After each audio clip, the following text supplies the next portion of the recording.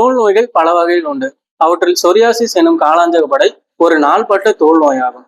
Psoriasis உடல்நிலை மட்டுமல்லாமல் மனதையும் பாதிக்கும் தன்மை உடையது. பொதுவாகவே தோல் நோய்க்கும் மன அழுத்தத்திற்கும் நெருங்கிய தொடர்பு உண்டு.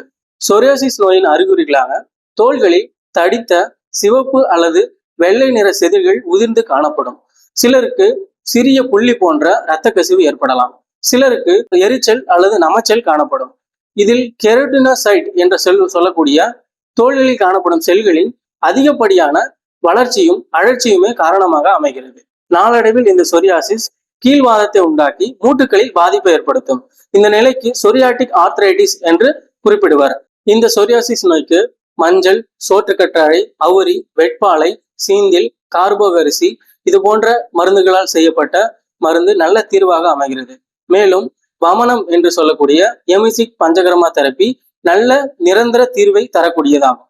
சொரியாசிஸ் சம்பந்தமான மேலும் விவரங்களுக்கு நமது ஸ்ரீ விருட்சம் மருத்துவமனையை அணுகவும். நன்றி, வணக்கம்.